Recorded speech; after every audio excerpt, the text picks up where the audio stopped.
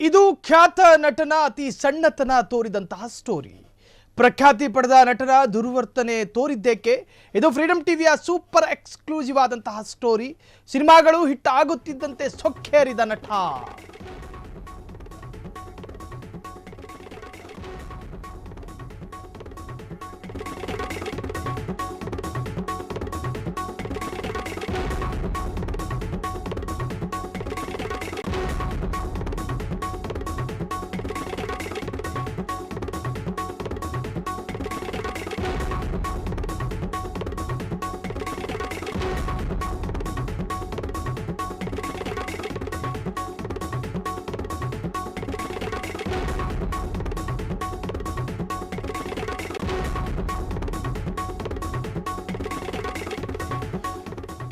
ಇದು ಫ್ರೀಡಂ ಟಿವಿಯ super exclusive ಆದಂತಹ ಸ್ಟೋರಿ. ನಟನೊಬ್ಬನ ದರ್ಪದ ಸ್ಟೋರಿ ನೋಡಿ. ಖ್ಯಾತಿ ಗಳಿಸ್ತಾ ಇದ್ದ ಹಾಗೆ ಅದು ಎಲ್ಲಿಂದ ಬಂತೋ ದುರಹಂಕಾರ ಗೊತ್ತಿಲ್ಲ, ಅಲ್ಲಲ್ಲಿ ತೋರಿಸ್ಕೊಂಡು ತಿರುಗಾಡ್ತವ್ರಂತೆ. ಮದ ಗಜದಂತೆ ವರ್ತನೆ.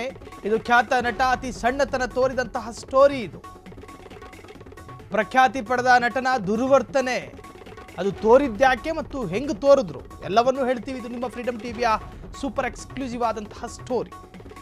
ನಟನೊಬ್ಬನನ್ನ ಹೀರೋ ಮಾಡೋದು ಜನ. ನಟನೊಬ್ಬನನ್ನ ಹೀರೋ ಮಾಡೋದು ಜನ. ಥಿಯೇಟರ್ಗೆ ಪುಕ್ಸಟ್ಟೆ ಹೋಗೋದಿಲ್ಲ. ಟಿಕೆಟ್ ಖರೀದಿ ಮಾಡ್ಕೊಂಡು ಟ್ಯಾಕ್ಸು ಕಟ್ತಾರೆ, GSTನೂ ಕಟ್ತಾರೆ. ಒಳಗೆ AC ಸರಿಯಾಗಿ ಕೆಲಸ ಮಾಡ್ತಾ ಇದೆಯೋ ಪ್ರಶ್ನೆ ಮಾಡಲ್ಲ ಜನ. ಜನರಿಗೆ ಬೇಕಾಗಿರುವಂತಹದ್ದು ಮನರಂಜನೆ.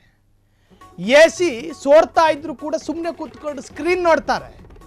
ನಟನ ದುರ್ವರ್ತನೆಗೆ ಎಲ್ಲೆಡೆ ವ್ಯಾಪಕ ಖಂಡನೆಗಳು ವ್ಯಕ್ತವಾಗ್ತಾ ಇದೆ. ಆ ನಟ ಮಾಡಿದ್ದೇನೆಂದು ನೋಡಿದ್ರೆ ಶಾಕ್ ಆಗ್ತೀರಾ ನಿಜಕ್ಕೂ ಕೂಡ. ನಟನ ಸೊಕ್ಕಿನ ನಡೆಗೆ ನೀವು ಸಿಟ್ಟಾಗದಿರಲ್ಲ, ಖಂಡಿತ ಸಿಟ್ಟಾಗ್ತೀರಿ. ಅಭಿಮಾನಿಯನ್ನ ಅಪಮಾನಿಸಿದ ಖ್ಯಾತ ನಟ. ನಟನ ಸೊಕ್ಕಿನ ನಡೆಗೆ ಈಗ ವ್ಯಾಪಕ ಆಕ್ರೋಶಗಳು ವ್ಯಕ್ತವಾಗ್ತಾ ಇದೆ. ಆ ನಟನ ದುರಭಿಮಾನಕ್ಕೆ ನೀವು ಸಿಟ್ಟಾಗ್ತೀರಿ. ನಟನ ದುರ್ವರ್ತನೆಗೆ ಎಲ್ಲೆಡೆ ವ್ಯಾಪಕ ಆಕ್ರೋಶ ಖಂಡನೆಗಳು ವ್ಯಕ್ತವಾಗ್ತಾ ಇದೆ.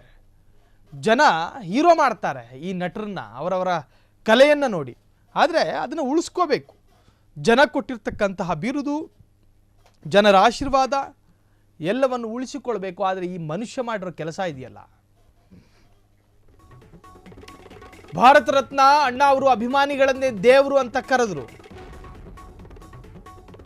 ಆದರೆ ಈ ನಟ ಅಭಿಮಾನಿಗಳನ್ನೇ ಕೀಳಾಗಿ ನೋಡಿದ. ಸೆಲ್ಫಿ ತೆಗೆದುಕೊಳ್ಳಲು ಬಂದ ಅಭಿಮಾನಿಯನ್ನ ತಳ್ಳಿದ ನಟ. ಸೆಲ್ಫಿ ಪಡೆಯಲು ಬಂದಾತನ ಫೋನ್ ಕಸಿದ ನಟ.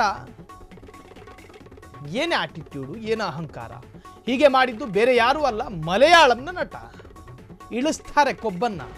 ಅಭಿಮಾನಿಯನ್ನ ಅಪಮಾನಿಸಿದ ಉನ್ನಿ ಮುಕುಂದನ್. ನಿರಂತರ ಫ್ಲಾಪ್ ಆದರೆ ಗೊತ್ತಾಗುತ್ತೆ ಸಿನಿಮಾಗಳು. ಉನ್ನಿ ಮುಕುಂದನ್ ಆ ದೃಶ್ಯವನ್ನು ಗಮನಿಸ್ತಾ ಇದ್ದೀರಿ. ಪಾಪ ಹುಡುಗ.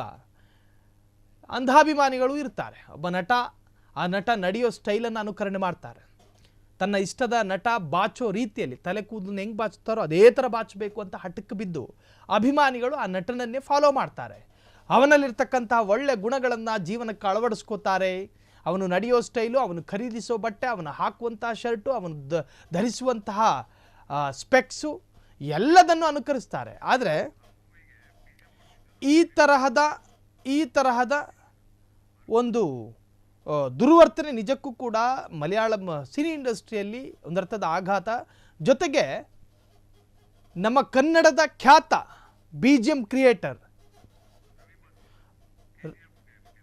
ರವಿ ಅವರು ಕೂಡ ಇದಕ್ಕೆ ಈ BGM ಕ್ರಿಯೇಟ್ ಮಾಡಿಕೊಟ್ಟಿರುವಂತಹದ್ದು ಕನ್ನಡಕ್ಕೂ ಕೂಡ ಒಂದು ಹೆಮ್ಮೆಯ ವಿಚಾರ. ಈ ತರಹದ ನಟನ ದಿಮಾಕು ನೋಡಿ. ಇತ್ತೀಚೆಗೆ ಅಷ್ಟೇ ಮಾರ್ಕೋ ಎನ್ನುವಂತಹ ಸಿನಿಮಾ ಬಿಡುಗಡೆಯಾಯಿತು. ಆ ಬಿಡುಗಡೆ ನಂತರನೇ ಈ ಮೂತಿ ಜನಕ್ಕೆ ಗೊತ್ತಾಗಿದ್ದು. ಈ ಥರದೊಂದು ಮೂತಿ ಮಲಯಾಳಂ ಸಿನಿಮಾದಲ್ಲಿ ಈ ತರಹದೊಂದು ಮೂತಿ ಇದೆ ಅಂತ ಜನರಿಗೆ ಗೊತ್ತಾಗಿದ್ದು ಮಾರ್ಕೋ ಎನ್ನುವಂತಹ ಸಿನಿಮಾ ಇತ್ತೀಚೆಗೆ ರಿಲೀಸ್ ಆಗಿದ್ದು. ಆ ಸಿನಿಮಾಗೆ ನೆನಪಿಟ್ಕೊಳ್ಳಿ, ಕರ್ನಾಟಕದ ರವಿ ಬಸೂರು ಅದಕ್ಕೆ BGM ಅನ್ನು ಕ್ರಿಯೇಟ್ ಮಾಡಿಕೊಟ್ಟಿದ್ರು. 100 ಕೋಟಿ ಬಜೆಟ್ಟಿನ ಬಹುದೊಡ್ಡ ನಿರೀಕ್ಷಿತ ಎಕ್ಸ್ಪೆಕ್ಟೆಡ್ ಮೂವಿ ಅಂತ ಹೇಳ್ಬೋದು. ಆ ತರಹದ ಮೂವಿಯಲ್ಲಿ ಈ ತರಹದೊಂದು ಮೂತಿ ಇದೆ ಅಂತ ಜನರಿಗೆ ಗೊತ್ತಾಗಿದೆ ಇತ್ತೀಚೆಗೆ. ಸೊ ಈ ತರದೊಂದು ದುರ್ವರ್ತನೆಯಿಂದ ಈಗಾಗಲೇ ವ್ಯಾಪಕ ಆಕ್ರೋಶಗಳು ವ್ಯಕ್ತವಾಗಿದೆ.